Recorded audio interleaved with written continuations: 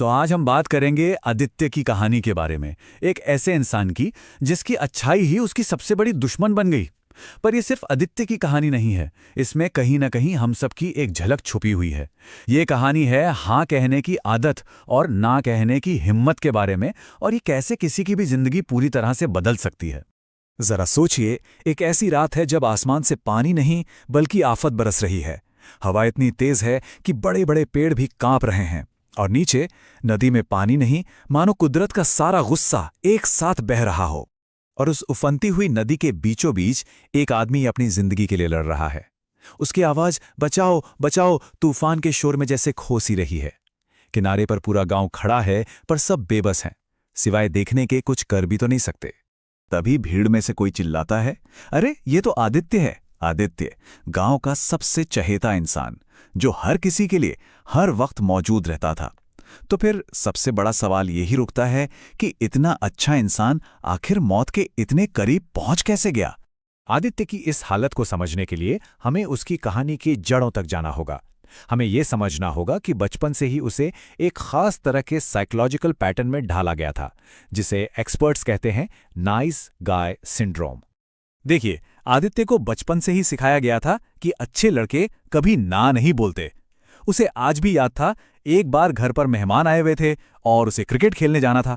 जब उसने खेलने जाने की जिद की ना, तो उसे सबके सामने बहुत डांट पड़ी। बस उसी दिन उसके छोटे से मन में ये बात बैठ गई कि अपनी मर्जी करने से लोग नाराज होते हैं और दूसरों की बात मानने से ही वो अच्छा लड़का बना रह सकता है। और यही विश्वास धीरे धीरे उसकी पूरी जिंदगी का आधार बन गया। और इस आदत की उसे बहुत भारी कीमत चुकानी पड़ी। वो अपना घी लोगों को मुफ्त में या उधार पर दे देता। गांव में किसी की कोई भी समस्या हो, आदित्य हाजिर, भले इसके लिए उसे अपने परिवार को ही क्यों ना नजरअंदाज करना पड़े। धीरे धीरे लोगों ने उसकी मदद को उसका फर्ज समझ लिया। उसकी अच्छाई की कोई वैल्यू ही नहीं रही, खासकर उसका दोस्त विक्रम, जो उसे बस अपने मतलब के लिए इस्तेमाल करता था। फिर एक साल गांव में भयानक सूखा पड़ा। आदित्य की गायें बीमार हो गईं, फसलें पूरी तरह से तबाह हो गईं, और देखते ही देखते उसकी आर्थिक हालत एकदम चरमरा गई। घर में खाने पीने का संकट खड़ा हो गया। मजबूरी में आदित्य अपने दोस्त विक्रम के पास मदद मांगने पहुंचा, और यहीं पर उसकी दोस्ती का सबसे बड़ा इम्तिहान होना था। सोचिए, जिस विक्रम को आदित्य ने सालों तक मुफ्त में दूध घी दिया, एक पैसा नहीं मांगा, आज जब आदित्य ने जरूरत पड़ने पर थोड़ा अनाज मांगा, तो विक्रम का जवाब था, हाँ मिल जाएगा, बाजार से कुछ कम दाम में दे दूंगा, मुफ्त में नहीं, डिस्काउंट पर। यह सुनकर आदित्य का दिल टूट गया। उसे पहली बार एहसास हुआ कि उसके रिश्ते कितने खोखले हैं। खैर, घर चलाने की जिम्मेदारी तो निभानी ही थी, तो उसे अपनी सबसे प्यारी बाइक बेचनी पड़ी। और फिर आई वो तूफानी रात, जिसने आदित्य की जिंदगी को हमेशा के लिए बदलने की नींव रखी। उस रात आदित्य का बेटा तेज बुखार में तप रहा था। उसने फौरन विक्रम से मदद के लिए उसकी कार मांगी, लेकिन विक्रम ने अपनी गाड़ी को और खुद को खतरा बताकर साफ मना कर दिया। कोई और रास्ता ना देखकर आदित्य बेटे को लेकर पैदल ही निकल पड़ा। जल्दी पहुंचने के लिए उसने नदी के किनारे वाला कच्चा रास्ता चुना, पर वो इतना परेशान और घबराया हुआ था कि उसका पैर फिसला और वो सीधा उफनती नदी में जा गिरा। पर किस्मत अच्छी थी कि आदित्य बच गया। उसे एक समझदार व्यक्ति ने बचाया, जिन्हें लोग प्यार से डॉक्टर बुक कहते थे। डॉक्टर बुक ने आदित्य की पूरी कहानी सुनी और उसे समझाया कि यह सिर्फ उसकी कहानी नहीं, बल्कि एक जानी पहचानी साइकोलॉजिकल पैटर्न है, जिसे नाइस गाय सिंड्रोम कहते हैं। मतलब ये वो स्थिति है जब कोई इंसान दूसरों की मंजूरी पाने के लिए हमेशा उनकी मदद करता है, हमेशा हाँ कहता है, भले ही इसमें उसका अपना कितना ही बड़ा नुकसान क्यों ना हो रहा हो। अच्छा, प्रॉब्लम तो पता चल गई, पर इसका इलाज क्या था? डॉक्टर बुक ने आदित्य को 3 बहुत ही आसान लेकिन बेहद शक्तिशाली नियम बताए, जो किसी की भी जिंदगी बदल सकते हैं। पहला नियम था, रुको। जब भी कोई कुछ मांगे तो आदत के हिसाब से तुरंत हाँ मत बोलो। एक पल के लिए रुको और सोचने का समय लो। दूसरा नियम, सवाल करो। खुद से पूछो, क्या मैं ये काम सच में करना चाहता हूं? क्या ये मेरी सीमाओं के अंदर है, या मैं सिर्फ गिल्ट की वजह से, एक अपराध बोध की वजह से हाँ कह रहा हूं? और तीसरा सबसे जरूरी नियम, शांति से मना कर दो। याद रखो, विनम्रता से कहा गया ना कमजोरी नहीं, बल्कि आत्मसम्मान और ताकत की निशानी है। अब देखिए, इन नियमों को जानना एक बात थी, पर इन्हें अपनी जिंदगी में लागू करना बिल्कुल दूसरी।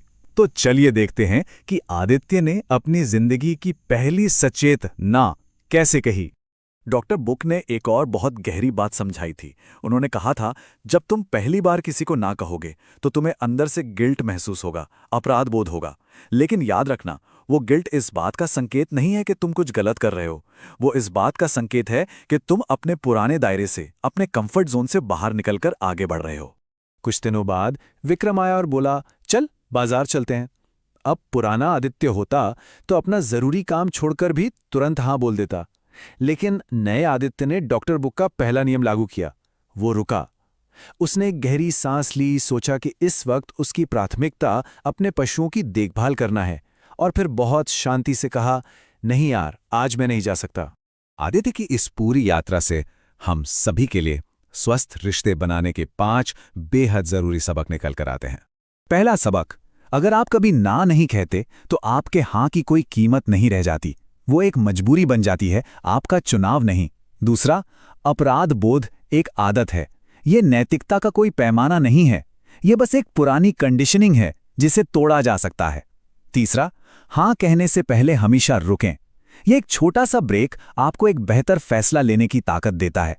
चौथा, अपनी सीमाएं खुद बनानी पड़ती हैं, वरना लोग उन्हें हमेशा लांघते रहेंगे। और पांचवा और सबसे जरूरी सबक, सच्ची दोस्ती ईमानदारी से मजबूत होती है। जो लोग आपकी ना का सम्मान नहीं कर सकते, वो शायद कभी आपके सच्चे दोस्त थे ही नहीं।